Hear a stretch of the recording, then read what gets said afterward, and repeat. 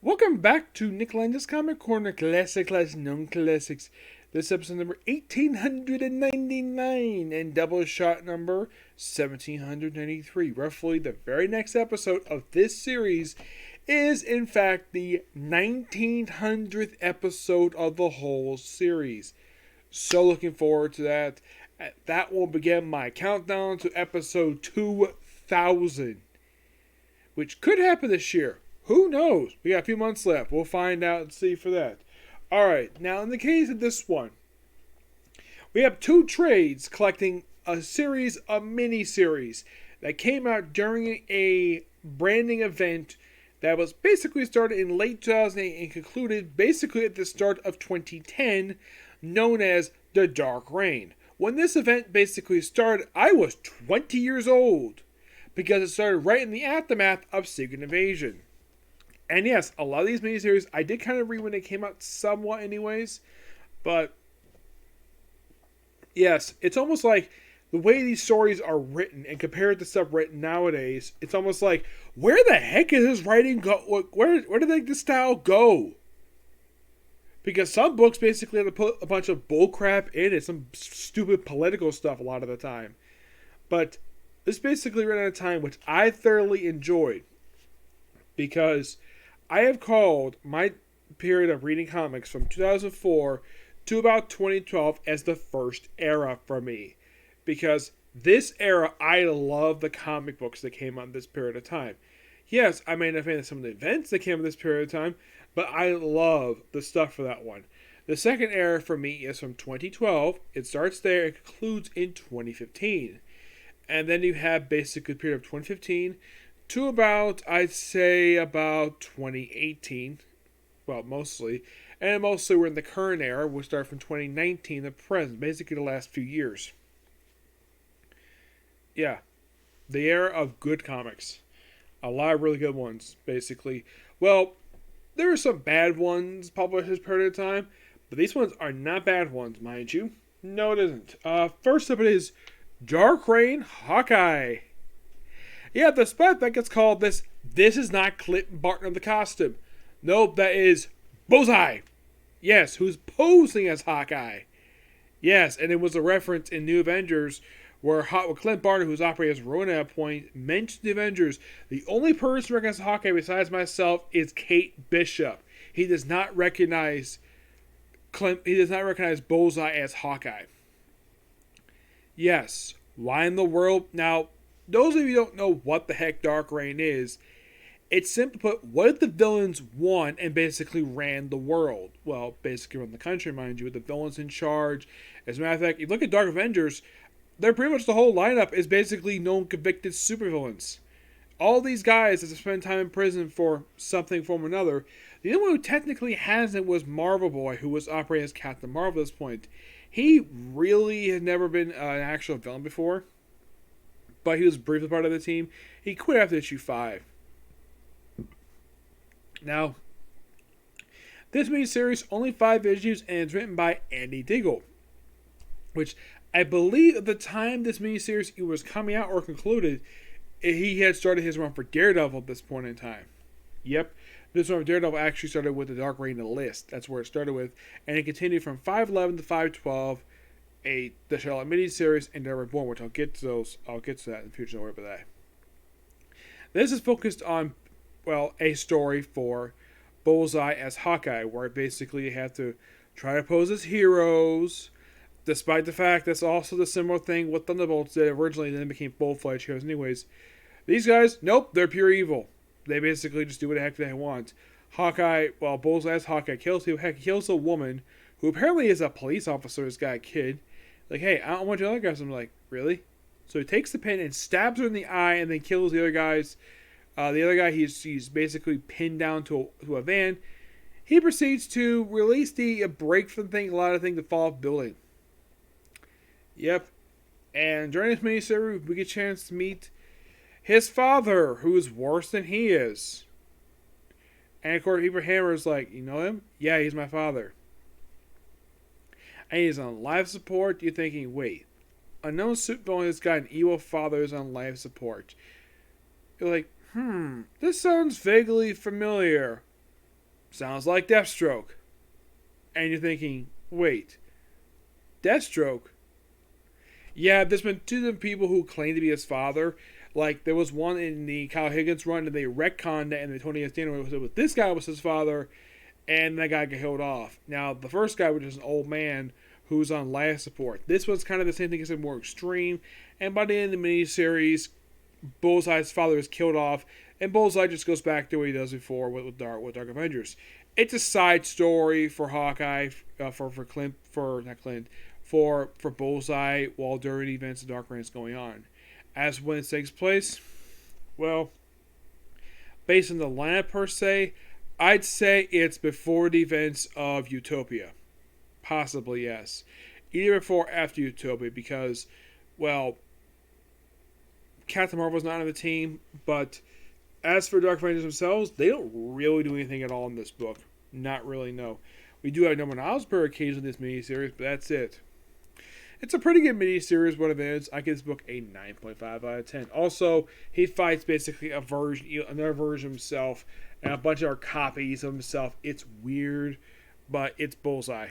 Fun fact, not the first. It's actually, I believe it was the first miniseries for Bullseye, because he did have one several years later as part of the whole thing when Daredevil's leading the 600 issues. I was there with him and Elektra. I got a chance to do a series. His miniseries was basically just a 5-issue limited series. This is actually one of a few he's done. But he's not the only one who did this, where a character opposes another character to get a miniseries for Dark Reign. The only character that got the treatment was basically, there was Dark Reign, the Sinister Spider-Man. This actually is not Peter Parker under the mask, but actually it's Matt Gorgon, who is the host of Venom at this point in time, and he's Spider-Man. Alright, next up it is Dark Reign, the Underside. Yes, this also has a series of mini-series. 3 issues, mind you, so I guess Marvel is like, okay, let's shove these 3 mini-series in this one shot in this one trade. You have Dark Reign, Lethal Legion, Dark Reign, Zodiac, and Dark Reign, Mr. Negative. The Dark Reign, Mr. Negative mini-series, you're thinking, Mr. Negative, did Dan Slott write this thing? No, he did not. He had nothing to do with miniseries. Aside from the fact that he is the creator of Mr. Negative, he had nothing to do with miniseries. The miniseries was written by Fred Van Lin, a really good writer for that one. Zodiac is done by Joe Casey, and Lethal Legion is done by Frank Thierry. And of course, you also have the Main Men one-shot, which is all the stories written by Frank Thierry. You have Spy Master, Atuma, aka Atuma from Namor, Jack-O-Lantern, Gamma Core, and the Enforcer. Yeah, this Main Men one-shot, simply put, basically laid the groundwork for a few different mini-series under the Dark Reign. Lethal Legion is simply a new version of Lethal Legion assembled by Bullseye. Yes, Bullseye. Grim Reaper. Where he also Wonder Man is part of this lineup. Yes, Wonder Man is part of the Lethal Legion, and also this book does feature a death of the Grim Reaper. It's actually, I believe, was his second time he's died in the comics. Yes, and then next time he would die again would actually be during the events of Uncanny Avengers, where he died twice, and then he died again during the start of Tom King's run for the Vision. Yeah, and the other group was here. Remember, aside from Grim Reaper and the Wonder Man, you also had Mr. Hyde, Absorbman, Nocturne, and Tiger Shark. Yep. But I gotta say, really good lineup for this one. It's a good mini-series, and I kind of wish, basically, they'd do more with this group. And I believe this was the last official lineup for the Lethal Legion. Let me look up on here for them, because I think this was the last official lineup for the Lethal Legion.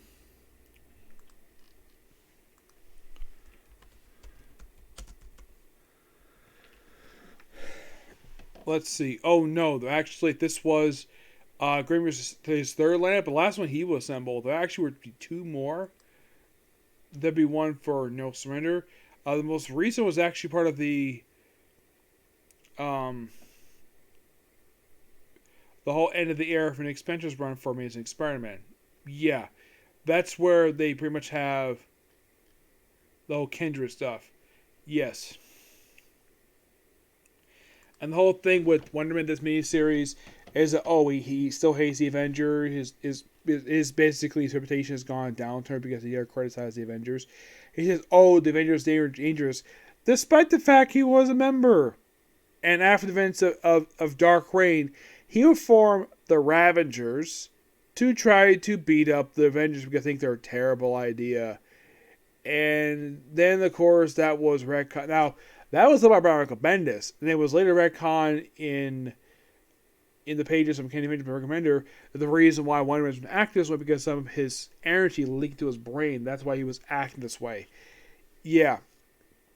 But the Lethal Legion miniseries is really good. Now, in the case of Mr. Negative, now this miniseries has the guest appearance by Spider-Man. He even turns into a negative version of himself. It's just a fun miniseries for Mr. Negative. So put Zodiac, first appearance, this guy who actually appears as a recurring villain from Moon Knight. Yep, the whole thing with him is that's with Zodiac stuff, and basically it's a cult thing. And then pretty much when the miniseries wraps up, he actually has popped up a couple times since then.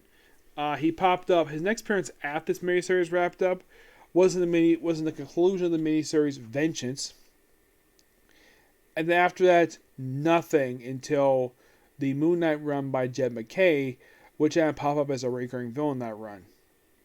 Yes, Zodiac is simply a standalone Zodiac. The name itself comes from a series of groups in Marvel Comics. This actually came about a few years prior to the very bad lineup of Lethal Legion by Dan Slott, which his Legion was boring. My gosh, it was the most boringest lineup I've ever seen. Like, if you think of the Zodiac, you think of the version Roy Thomas created, and of course the original lineup, the Crime Syndicate one. There was the robot version, which I thought was really enjoyable. But those two are really good Zodiac formations. This guy is just basically on his own. And looking at his appearance, it seems like though he was ripping off the Scarecrow from New Batman Avengers with a noose around his neck. Yeah, that's the thing with this guy. Made Men, it's a gangster thing featuring the Hood, featuring a bunch of other characters become made men. But I gotta say, for this stuff in here, I'd say of the miniseries here, Lethal Legion is pretty fun. So Mr. Negative. Zodiac is okay at best.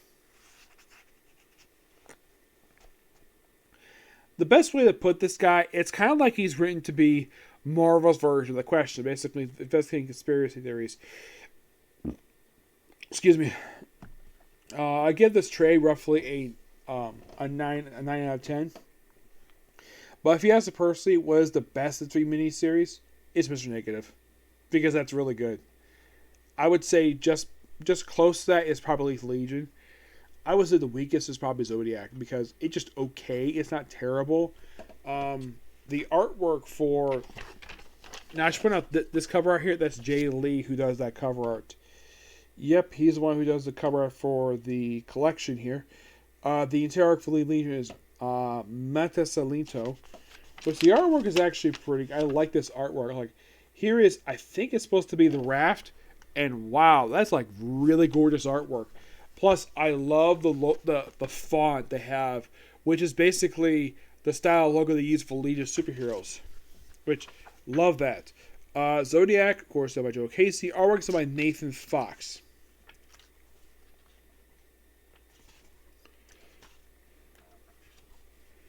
And oh boy, this artwork, it's okay. I'm not going to criticize it. It just looks... The problem with this artwork is it's a bit confusing. It's too much color in it. It's just too sketchy. And this apparently is supposed to be Norman Osborn under this artwork. Yes. But as for Mr. Negative... Oh. And by the way, the guy who does this artwork is Galina Galuta. And this artwork is actually really good. I actually like this artwork. Mr. Negative is slightly shaded different than usual. Usually there's a different effect in the Amazing Spider-Man book. But I like this artwork. It's actually pretty good. Plus, I love the flashback artwork in here too. But it makes sense they would have Jay Lee do the cover art for not only for this trade here, but also for Miss Negative because Miss Negative is Asian, so it makes perfect sense there. Yep. But yeah, that's pretty much it for that. So yes, that's episode of you. Next up, I'm going to read 2 more trades and then do a review for my 19th episode. And afterwards, it will be, of all things, Case Closed. Okay, next video. Bye.